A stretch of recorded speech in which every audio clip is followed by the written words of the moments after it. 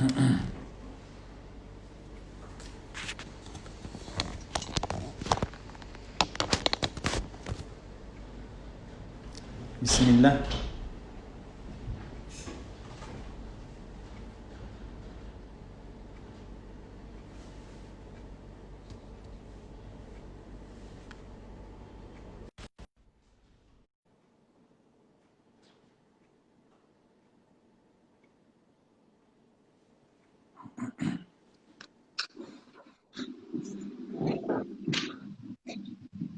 Bismillah.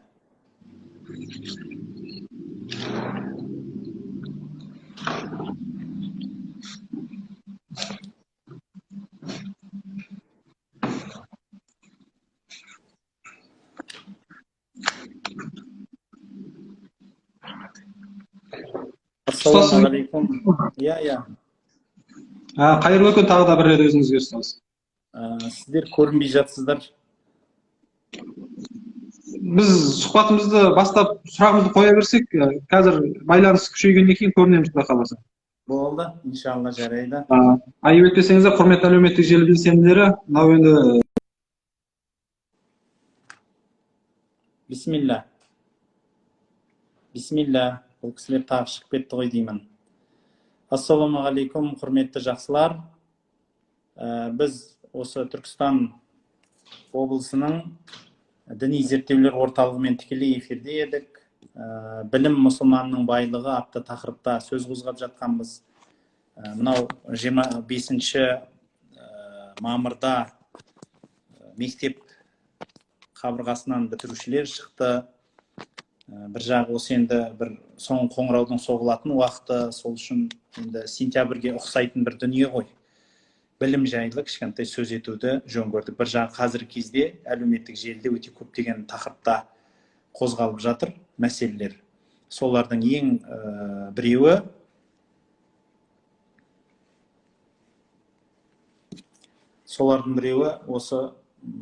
осы діни білім жайлы, осы исламның қазіргі кездегі дамуы төмен тартып жатыр ислам деген мақсат болып жатыр. Сол үшін бір өте маңызды тақырып, қосылып бірге отырайық. ұстаз, енді келген жерімізден жалғастырсақ құдай қаласа. Ислам және білімнің арақатынасы, соның ішіндегі бүгінгі ислам әлемінің басқа батыс әлемінен, шығыс әлеміндегі мынау Қытай секілді, Жапония, Оңтүстік Корея секілді өркениетті елдердің ғылым технологиясынан артта қалуымыздың бір себебі неде деп ойлайсыз? Біз ислам әлемі осыдан бірнеше ғасыр алдын әлемге озық бір тәжірибемізді көрсетіп, ғылым білімде, технологияда алғашқы мемлекеттері болып есептелгенмен, өкінішке орай біздің қазір жай-күйіміз тек пайдаланушы ғана қоғам болып қалдық. Сол батыс мемлекеттерінен алынған технологияны пайдаланып қана қоюмен шектеліп қалып жатырмыз. Осы мәселеге қандай пікір білдіресіз? Бисмилла. Енді бұл кісілердің интернет желілерінен қайта-қайта шығып кетіп жатыр. Осы сауалдарыңызға жауап беріп отырайық. Ислам және білім ғылымның арақатынасы. Өзіңізге белгілі, құрметті тыңдаушы, ислам білімді әрбір денсаулығы көтеретін адамға міндеттейді, ол парыз болады. Ал қазіргі ислам әлемі неге ғылымнан артта қалып қойды десе, оған өте себептер көп.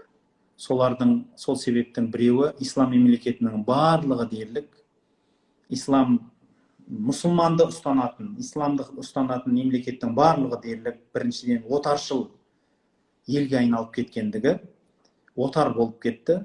Сол үшін құлдық сананың себебінен ислам дамымады, исламнан есім қалды тек қана. Көп адамдар ойлайды, ислам мемлекеттері деген ат бар, бірақ байқасаңыз, бұл исламның ол жердегі ғылым білім дамуына ешқандай әсері жоқ. Өйткені бірде-бір мешітте ғылым білім үйренбеңдер деген уағыз жүріп жатқан жоқ. Екіншіден, ол мемлекеттердің барлығы дерлігі зайырлы мемлекеттер. Енді зайырлы деп айтсақ қалай болады? Енді тіпті королевство, яғни патшалық мемлекеттер бар, мысалы Саудияға ұқсайтын. Бұлардың өзі діни мемлекет саналмайды. Бұл исламда бір ұстанушы, дін ұстанушы ретінде қолданғанмен бұл дінді, исламды. Әйтсе де, олардың мемлекеттік конституцияларының барлығы шетелден көшірілгендер. Англиядан, Франциядан, ақштан конституциялар көшіріп алып келінді. Сондықтан бұл көп адамдардың, мысалы, бұл ислам мемлекеттеріндегі дамымай қалуына себепкер болды деген сөзге бір факті менен жауап жоқ. Тек қана ол жердегі болып жатқан дамымай қалудағы бірінші себеп бұл отар мемлекеттер болғандығынан, құлдық санадан ажырауымыз керек болғандығынан. Өз тарихын өзі білмейтіндігі, өз тілін өзі шала білетіндігі. Мысалы, арабтардың өздері өзінің әдеби тілін сөйлемейді, көшенің тіліне өтіп кеткендігі. Осындай көптеген себептер бар. Ал діннің өзіне келсек, мысалы, біздің ислам мұсылмандардың өзі дінді дұрыс ұстанбайтынымыз. Мысалы, айтыңызшы, қай мұсылман адам өзінің көршісіне қатты көңіл бөліп жатыр? Қазіргі кезде өте аз. Қай мұсылман адам көшедегі жатқан затты алып тастап садақа береді? Ең кемінде жымиып күлуді садақа деп айтқан пайғамбарымыз саллаллаху алейхи вассалам. Өткенде біздің экспода келіп кеткен қонақтарымыз айтады дейді. Мысалы, біздің астанамызға келіп кеткен қонақтарымыз, елордаға келгендер айтады. Мен енді көпшілік орындарға кірсең, осы елдің азаматтарының біразы бір андай күліп жүрмейді, маңдайлары тырысы бір сондай бір түнеріп жүреді деп айтады. Пайғамбарымыз саллаллаху алейхи вассалам екінші бір бауырыңа күлуің сені садақа дейді. Одан бөлек біздің исламда өте көптеген нәрсе бар. Мысалы, ата-ананың құқығы бар. Біздің ата-анамыздың қақысын жеп атқанымыз қаншау, мысалы. Одан бөлек өзіңнің тоқ отырып, көршіңнің аш отырғандығы дейді. Біз көршінің жағдайын ешқашан сұрамаймыз. Bir үйде тұрып, тіпті бір-бірін танымайтын көршілер қаншау. Өте көп. Біздің мұсылман мемлекеттер деген атымыз ғана бар. Исламды ұстануымыз жоқ ол нәрсе. Сол үшін құрметті. Енді бұл сауалдың бірден бір жауабы, ислам ғылым білімге өте жақсы қарайды. Оған құштарлық танытады. Парыз деп, міндет деп біледі.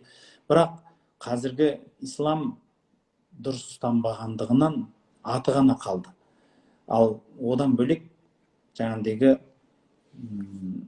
исламнан ат қана қалды. Бұл ислам ғылым білімді тоқырауға алып баратқан себепкері болмайды. Оны дұрыс білуіміз керек. Енді осы орайда ұстаз, екінші бір мәселе, бүгін 25 мамыр дәстүр бойынша соңғы қоңырау шалыну керек болатын, бірақ төтенше жағдай карантинге байланысты бұл мәселелер енді мүмкін болмай тұр. Бірақ бұның қайтып қоятын деген сұрағымыз мынада болып тұр. Біздің ұлттық бірыңғай тест тапсырады, Құдай қаласа біздің түлектеріміз. Бір енді армандаған оқуына түсіп жатады. Өкінішке орай кейбіреулерге бұл бақыт нәсіп етпей жатады. Сонда бір армандаған оқуына, өзінің межелі көздеген балына қол жеткізе алмаған, оқу орнына түсе алмаған жастарымыз өкінішке орай өз-өзінің өміріне қол жұмсап жататын жағдайлар кездеседі. Бұл мынау статистика деп жатамыз ғой, мәліметтерге сүйенсек, әсіресе осы ұлттық бірыңғай тест тапсырумен және мектеп бітірген түлектердің оқу орнына түсе алмай қалуымен өте көп сирек кездесетін жағдай екен. Осы орайда енді бұл мәселеге әлбетте өте бір қиын сауал екен шынымен. Мынау дәстүр бойынша расында да 25 мамыр соңғы қоңырау шалынатын уақыт, ұлттық бірыңғай тестке дайындық кезеңі. Осы кезде шынымен ақ көп адамдар осы бір тестті өздеріне бір өте қатты алғандығы сонша, Құдай сақтасын. Кейбіреулер рас, енді өзімізде енді діни адам болғасын, бір жағы молдалығымыз да бар. Кейбір адамдар келіп дем салдырып жатады балаларына. Неге десеңіз, балам қатты күйзелістен ұйықтай алмай қалды дейді. Балам өзінің осы жаңағыдегі неге қатты көңіл бөлгеннен ұйықтай алмай қалды. Кейде жаңағыдай тамақ жемей қойды деп молдаға келіп дем салдырып жатады. Бұл расында да сол кезде біз байқаймыз бұл нәрсенің өте ауыр әсер етіп жатқанын. Қазіргі кісілерге айтатын кеңесіміз, құрметті бауырлар, бұл емтиханға негізі ата-ана баласын дайындағанда, сен осыны тапсырсаң адамсың, тапсырмасаң басқа ешкім болмайсың, өміріңнің бүкіл маңызы деп өйтіп қатты қарамау керек. Өйткені мемлекетіміз енді ол тапсыруды әлде қайда барынша жеңілдетуге әрекет жасап жатыр. Мұғалімдермен жұмыс жасап жатырмыз. Одан да бөлек баланы бірінші орында ата-ана психологиялық дайындықтан өткізсін. Бұл өмірдің бір кезеңі ғана. Иншалла ол кезеңнен сүрінсе, тағы да алдынан көптеген бұдан да ауыр нәрселер күтіп тұрған шығар. Одан сүрінбей өту үшін ата-анасы жас кезінен дайындау керек. Сол үшін біз айтатынымыз, мысалы, дін мәселесі, діни адам ретінде айтатынымыз, құрметті бауырлар, өмірдегі барлық сынақ адам баласына бірде ауыр, бірде жеңіл келеді. Бірақ бұл өмір ғой, біреу келсе, біреу кететін. Пайғамбарымыз саллаллаху алейхи вассалам әлбетте қайғының соңынан қуаныш міндетті түрде келеді деген тұжырым айтып кетеді. Сол үшін айтатыным, құрметті бауырлар, шын өкінуші адам дүниеден өтіп кеткен адам, осы өмірде еш нәрсесін істей алмай қалған адам, немесе шын өкінетін адам қиямет күні бері қарай қайта алмай, өзінің сұрақ жауабын бере алмай жатқан адам өкінеді. Ал мына дүниенің емтихандарынан ондай бір қатты ауыр сезініп, ондай бір өзі бір сондай жаман желге шейін алып бару, бұл дұрыс емес нәрсе. Сол үшін бұл іске әлде қайда ата-ана да көп көңіл бөлсін. Әлбетте бізге алып келсеңіздер, әлбетте балалармен сөйлесіп те береміз, бірақ өз-өзіне қол салу немесе өз-өзіне бір зияндық келтіру денсаулығына, бұл шариғатымыз құптамайтын істер. Одан өте қатты сақ болу керек.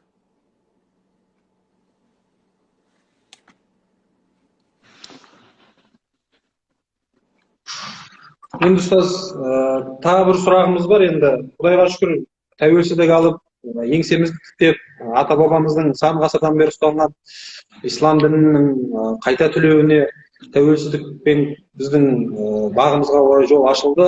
Енді осы орайда мәселе діни білімнің негізін, алғашқы іргетасын өзіміздің елімізде, өзіміздің мемлекетіміздегі оқу орындарымызда алғаны дұрыс. Білім алу мәселесін өзіңізде оқыдыңыз. Қазір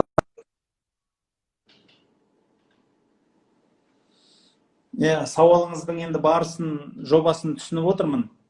Осы орайда енді әлбетте алғашқы дін сауатын біздің елімізден алу қалай, біздің елімізден алмау қалай, өзге елге қарай ұсыну, қызығу қалай деген мағынада қойылып тұр ғой бұл сауал. Әлбетте өз басымда мен алғашқы діни білім сауатымды өзіміздің елден алдым. Мен ұстазым алғашқы білімді берген Мұхамеджан ағай деген кісі, осы Кентауда тұрады, әлі күнге шейін ұстаз санаймыз. Одан кейінгі ұстазым Садуақас деген қари кісі, бұл кісі де сол кішкентай Құран жаттауыма себепкер болды. Осы екеуі де менің сауатымды ашқан кісілер. Сондықтан бұл кісілерге өмір бақи қарызбыз. Сол үшін айтатыным енді оның маңыздылығына тоқталып өтіп кетейінші. Біріншіден, діни білімді алғашқы нүктесін біздің елден алудағы мақсат, біріншіден біздің еліміз ханафи мазхабы. Сол мазхабтың дәмін татпай, сыртқа барып, діни басқа бір ағымдарға кіріп кету ықтималы бар. Біріншіден. Екіншіден, ақида мәселесі. Қазіргі кездегі біздің проблемаларымыздың бірі осы сәләфизм, уахабизм мәселесі. Осы сәләфизм, уахабизмде расында да бір үлкен проблема, ол мына қазіргі кездегі көп жастарымыз соған еліктеп кеткендік. Бұл ақидадағы ол кісілердің осы проблемаларынан шығады. Бұны біздің елімізден білім алмаған адамдардың соңынан еру, интернетке еріп кету, немесе сол бір шетелге қызығып, мысалы мен арабқа қызықтым, түрікке қызықтым, басқа біреуге қызықтым деген себебінен сондай бір өзін ұрынып алу. Сол үшін осы бір үлкен қауіп, өзін бір ағымға, жат ағымға кіріп, өзінің қазақи дін ұстану, өзінің біздің еліміздің дін ұстану тәрізін түсінбей бұзу болып табылады. Сол үшін бірінші орында әлбетте діни білімді міндетті түрде жергілікті азаматтардан алып, содан діни білімнің дәмін сезіну міндет болады. Онсыз діни білімді ұстану жақсы емес. Сол үшін біз қайда болсақ та, тіпті кітап оқысаңыз да, кітаптың бетіне міндетті түрде сараптамадан өткен деген жазу тұру керектігін міндеттейміз. Екіншіден, қандай да бір интернет желісін ақтарсаңыз, дін іздеймін деп, міндетті түрде ол кісі рұқсат етілген, яғни осы сауатты мектеп көрген діни маман болуы міндет. Мысалы, Қазақстан мұсылмандар діни басқармасының тарапынан бекітілген болсын, немесе мемлекет тарапынан бекітілген діни орталықтың қызметкері болуы керек дін туралы сөйлеу үшін. Басқа адамның дін туралы сөйлеуін тыңдамаңыз. Оған тыңдау өте сізге қауіп. Ол дінді ұстандым, өте керемет естіп жатырмын, өте бір жақсы нәрселер түсініп жатырмын, барлық ақиқатты айтып жатыр деген жай ғана алданыш сезім, бірақ одан басқа еш нәрсе емес. Сол үшін барынша айтатыным, құрметті бауырлар, дін мәселесін жергілікті ұстаздарымыздан алуыңыз міндет.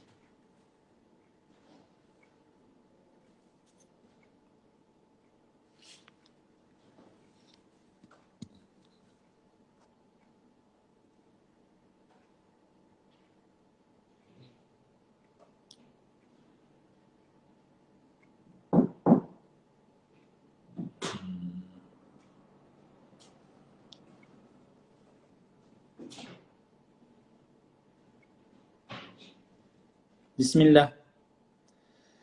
Бүгін енді интернет желісіміз сәл төмендеу болып тұр. Әйтсе де осындай бірнеше сауалдарға жауап беріп өттік. Мен қорытып кетейінші сол сауалдарды біртіндеп түртіп, енді қосылып жатқандарға да өте қысқа айтылып кетсін. Біріншіден, ислам діні білімге қаншалық көңіл бөлу туралы сұралды. Әлбетте, исламда діни білім міндетті, парыз болады. Содан бөлек оның әлбетте алғашқы медреселер туралы сұралды. Әлбетте алғашқы медреселер өзінің қалай айтсам, атқарып жатқан қызметі жағынан біздің медреселерден айырмашылық қылынады. Өйткені ол кездегілер бірінші сауат ашумен айналысты. Екіншіден, ол кезде қағаз берілмейтін, шынайы оқимын деген адам, мұқтаж адам келетін. Қазіргі кезде сәл бөлектеу. Әйтсе де ішінен барынша теріп, осы қаймағын теріп, шын қызыққан адамды теріп, оқытуға әрекет жасап жатырмыз. Әлбетте, одан да бөлек енді қазіргі кезде медреселеріміз колледж болды. Ол енді бірақ қуанатын жағдайымыз. Сол колледждеріміздің жаңағыдегі мемлекет тарапынан рұқсат алып дамуы бұл өте үлкен дүние. Сонан соңғы кеткен дүниеміз бұл ислам мен білімнің арақатынасы. Бұл туралы мен айтып кеткен сұхбатым бар. Оны жақында тағы да өте көтеремін, иншалла. Ислам дінін неге артқа осы мемлекеттер, ислам мемлекеттері төмен қалып жатыр? Тарихқа үңілетін болсақ, алгебрада, медицинада көп нәрселердің барлығы осы ислам тарапынан шықты ғой. Неге енді қазір ислам мемлекеттері төмендеп қалды деген нәрсені бұл туралы кітаптар, мақалалар, қанша ойшылдар ой қозғаған дүние, бұның барлығын оқып тамамдауға әрекет жасап жатырмын. Сол үшін сол ойдың бәрін тұжырымдап, өзің ойымды қосып, иншалла бір күн бір бағдарлама қылсам деген ниетім бар. Бірақ қысқа айтқым келетіні, бірінші себеп, мұсылман мемлекеттерінің көпшілігі отар мемлекеттер. Құлдық сана ол кісілерді дамытпай отыр. Бір.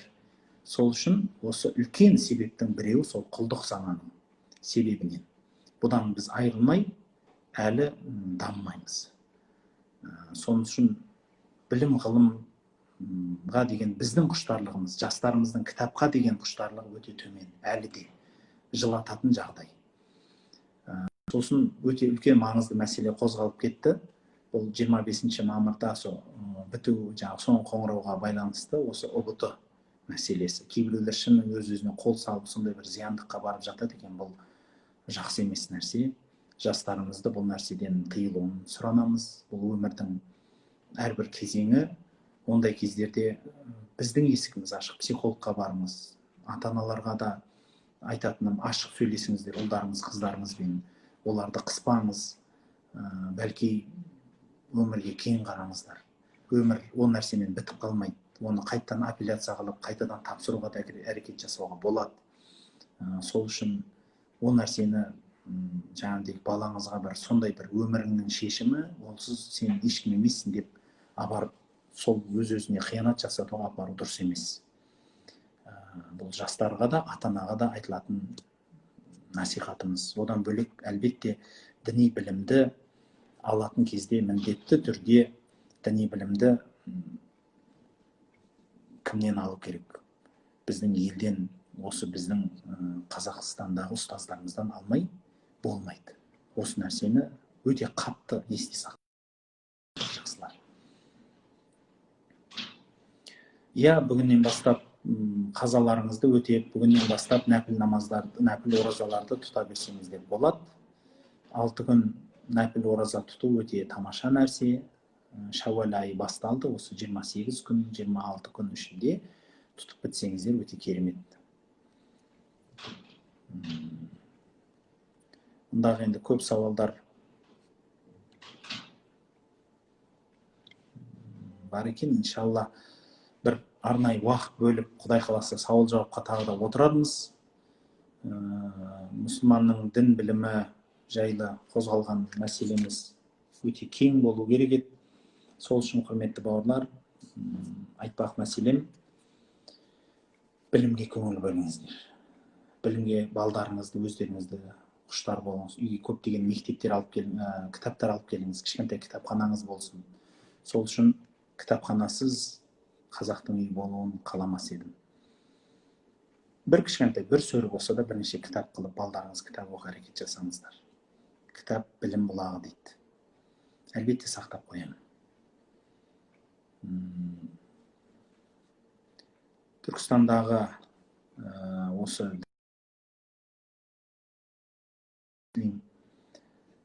бүкіл осы қазақтың даласында дін мәселесіне көңіл бөліп, соның тыныштығын, дұрыс болуын ниет қылған әрбір азаматқа Алла Тағала бақ береке берсін.